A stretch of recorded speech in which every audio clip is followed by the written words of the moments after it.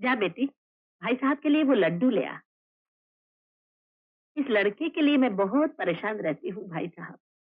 लेकिन भगवान ने तो आपको राम प्रसाद जैसा बेटा भी दिया है, ऐसा ऐसा निष्ठावान, ऐसा सत्यवादी, ऐसा मेहनती, ऐसा ऐसा ऐसा सुशील। जितनी तारीफ की है कम है। लेकिन आजकल कुछ परेशान परेशान सा रहता है राम प्रसाद। परेशान क्यों? भाई साहब, आपकी वो बहुत इज्जत करता है, लगभग पूछता है, तो डरता है कि कोई छोटी मोटी भूल हो गई और आपने नजर से गिरा दिया तो क्या होगा। अरे बहन जी, राम प्रसाद और मेरी नजर से गिर जाए? हो ही नहीं सकता। नहीं, कह रहा था एक दिन सर को गलतफहमी हो गई थी मेरे बारे में, नौकरी से निकालने वाले थे। उस बात के लिए मैं बहुत शर्मिंदा हूँ बहन जी, पर आज भी वो नौकरी से निकाले जाने की बात सोच रहा है और मैं उसे जनरल मैनेजर बनाने की बात सोच रहा हूँ। माँ, माँ, सर आप? जीते रहो बेटा। अरे ये क्या प्रणाम क्यों? सर मैं जब भी देवी को प्रणाम करके आता हूँ ना, माँ को अवश्य प्रणाम करता हूँ, क्योंकि माँ तो भगवान से भी बड़ी होती है। और आप पिता समान हैं, इसलिए बैठो बैठो बैठो, मेरे पास बैठो। जीते रहो बेटा, तुम्हारी भक्ति देखकर मेरी तो आंखें भीग गई। सर बस यही आशीर्वाद दीजिए कि कभी आपके और मेरे बीच बाल बराबर भी दीवार खड़ी न हो पाए। तो कैसी बातें करते हो बेटा? बहन जी आप समझाइए इसे। तो आप आराम कीजिए बहन जी, अब मुझे भी आज्ञा दीजिए। हाँ तुम आराम करो ना। रत्ना जल्दी कर। नहीं आज रहने दीजिए बहन जी, मैं कुछ जल्दी में हूँ। नमस्ते बहन जी। चलो आइए सर। सुनो, एक बात याद रखना, मेरे जीते जी कोई तुम्हारा बाल भी बांका नहीं कर सकता। चलो। हमने तो सोच लिया था कि बस आज भैया की छुट्टी हो गई, मगर तुम अचानक कैसे आ गई? हाँ, माँ खतरा सूंघ लेती है ना, ये देख। हाँ, मगर घर के अंदर कैसे आई? हाँ, पिछवाड़े से, रसोई घर की खिड़की से। तुम निकल आई उसमें से? हाँ, कैसे निकली मैं ही जानती हूँ, कमर अटक गई थी, आधी अंदर आधी बाहर। मुझे पता चल गया था ना कि भवानी शंकर जी यहाँ आ गए हैं। मैं क्या हो गया? अरे वो खिड़की कूदने लगी थी ना, तो पैर में मोच आ गई लगता है। पैरों में आइडेक्स लगा देती हूँ।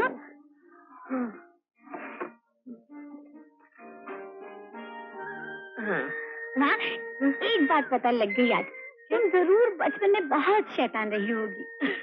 हाँ रे, मेरे मैके में रसोई घर दूसरे माले पर था, उसके पीछे एक पेड़ था, उस पेड़ पर चढ़कर मैं रसोई घर में अचार चोरी करने जाया करती थी। आज तो सचमुच बचपन का मजा आ गया।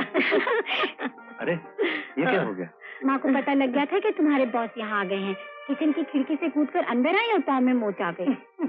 हमारे लिए आपको कितनी तकलीफ उठानी पड़ती है मिसेस श्रीवास्तव। भैया आज से मिसेस श्रीवास्तव नहीं माँ कहा करो। हाँ री, तूने ठीक ही कहा, आप सचमुच किसी जन्म में हमारी माँ रही होंगी। वो तो मुझे भी लगता है, लेकिन एक बात बता, ये कपड़े तूने कैसे बदल लिए ये तो मैं समझ गई, लेकिन ये मंदिर के सिंदूर का टीका इतनी जल्दी कहाँ से लगा लाया? ये मंदिर का सिंदूर नहीं है माँ, ये है होठों का सिंदूर। होठों का सिंदूर? हाँ, ये देखो।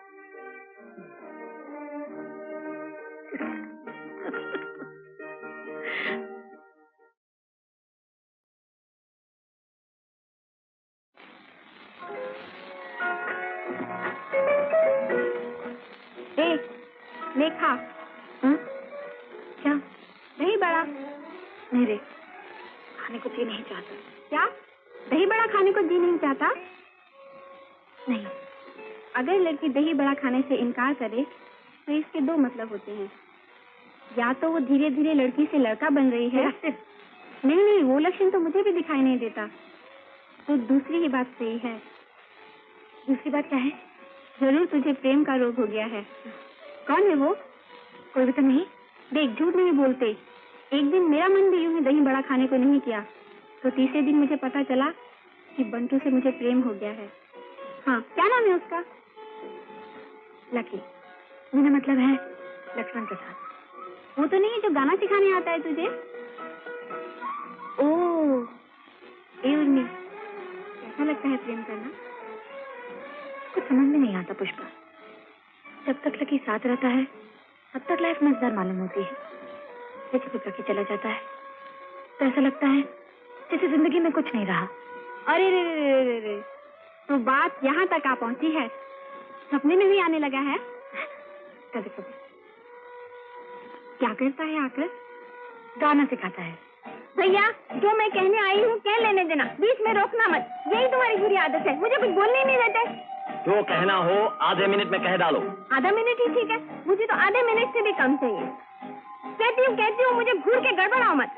मैं ये कहने आई थी कि उर्मिला के लक्षण आजकल ठीक नहीं है। क्या कहना है? साफ साफ खोल कर बोलो ना। वो रात में आजकल बड़बड़ाती रहती है। कल रात को लक्ष्मण का नाम लेकर पता नहीं क्या क्या बड़बड़ा रही थी।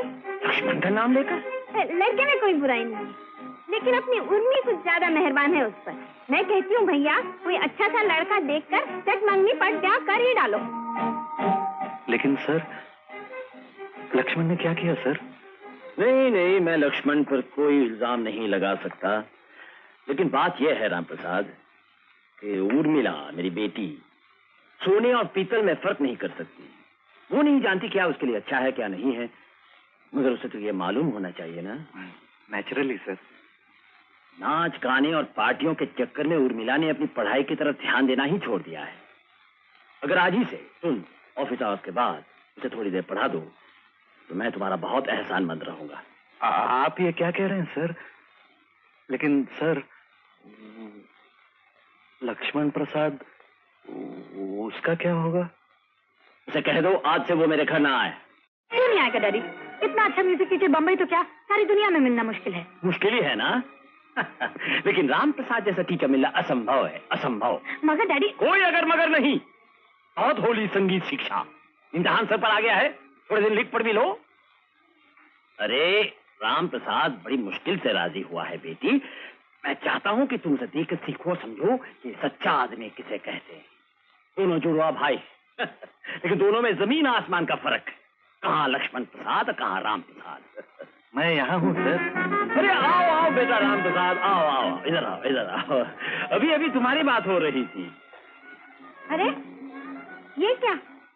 ये कपड़े, ये मूछे। खा गई ना धोखा तुम भी। अरे ये लक्ष्मण नहीं है, इसका जुड़वा भाई राम। ये है मेरी बहन कालिंदी। जीते रहो। ये है उर्मिला। बेटा, आज से इसकी सारी जिम्मेदारी तुम ले लो। जी? मेरा मतलब है इसकी लिखाई पढ़ाई की सारी जिम्मेदारी। लेकिन सर, पढ़ाई होगी कहाँ? यहाँ इस कमरे में। नहीं सर, मेरा मतलब है इतने बड़े कमरे में लिखाई पढ़ाई ठीक से हो नहीं पाएगी। हाँ। ध्यान इधर उधर बढ़ता है ना। हाँ। पढ़ाई लिखाई के लिए बहुत छोटा सा कमरा चाहिए। हाँ। अलग, बिल्कुल शांत। हाँ। ये ठीक कह रहे हैं डैडी। तो ऊपर वाला कमरा है ना, उसे ठीक कर दूंगी और फिर कल से पढ़ेंगे। कल क्यों? आज वो पुष्पा है ना डैडी, पुष्पा, उसका आज बर्थडे है।